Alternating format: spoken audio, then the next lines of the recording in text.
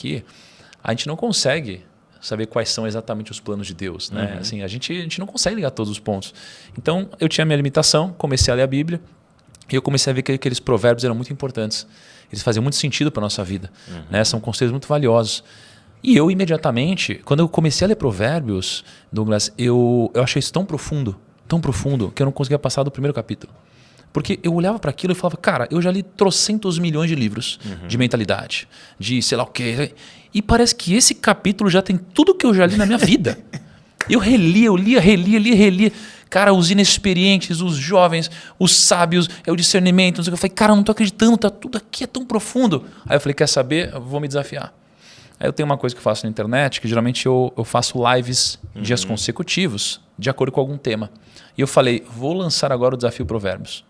Então eu decidi, né, já que Provérbios eu descobri que são 31 capítulos, e eu estava no mês... Perfeito, né? Perfeito. Né? Eu não lembro qual mês que eu estava, mas tinham 31 dias. Eu falei, vou 31 dias seguidos falar sobre isso. Só que eu não tinha lido Provérbios. Então isso que é interessante, as pessoas não sabiam. Então eu lia Provérbios 1, e no outro dia eu falava sobre Provérbios 1. E eu ia fazendo isso. Entendi. Cara, e foi sendo bizarro. Assim, o meu descobrimento foi bizarro. Passaram os 31 dias. Cara, imagina que tinha dia que a gente tinha 50 mil pessoas ao vivo, 60 mil pessoas ao vivo. Foi uma coisa muito louca. Só que a ótica era negócios. Sim.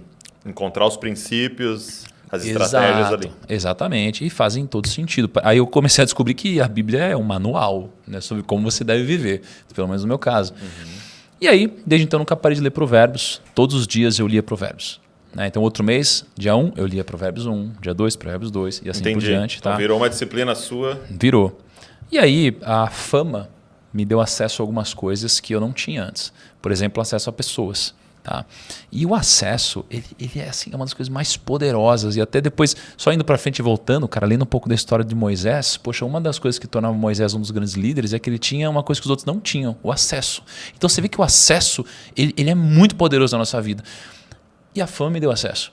Tá? Por mais que eu tenha entendido que era por um motivo e depois descobri que era por outro, eu tive acesso a grandes líderes espirituais. Cara, eu estou sentado aqui na sua frente, você é um grande líder para mim também. Então, eu comecei a aprender dessas pessoas. Né? E uma delas foi o Thiago Brunet, né? Uma pessoa que teve uma fundamental importância, né, na minha transformação. E conversando com ele, cara, ele sempre ia abordando sobre Deus, temas ligados a Deus, respostas das quais eu não tinha ideia de como responder, coisas difíceis, princípios. Eu admirava muito isso, né? Não só ele, mas várias outras pessoas ao redor. Mas um dia na casa dele, ele me fez um desafio. Ele falou, Thiago, e eu descobri depois que ele fez isso, porque ele falou com Deus e falou, Deus, não aguento mais falar com ele sobre esse assunto. Ou você bota Deus no coração dele, eu não tenho mais o que eu fazer, não vou mais falar com ele sobre o assunto. E aí ele falou o seguinte, falou, Thiago, chega em casa e faz um desafio para Deus. Fala, Deus, se você existe mesmo, me dá um sinal em 7 dias. E eu falei, tá bom. E aí eu cheguei e fiz isso.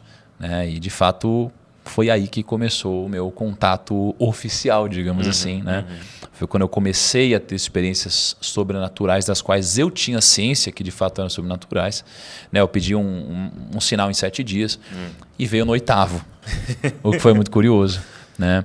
E quando veio no 8º, né, pensando, refletindo, né, mais para frente, eu descobri que só veio no 8º porque, na verdade, Deus queria me mostrar, né, que ele existia, mas também queria mostrar que as coisas acontecem no tempo dele, não no meu. Que ele é soberano. Exatamente. Mas a minha motivação de fazer essa pergunta para Deus é porque eu estava lendo a Bíblia, né, e eu vi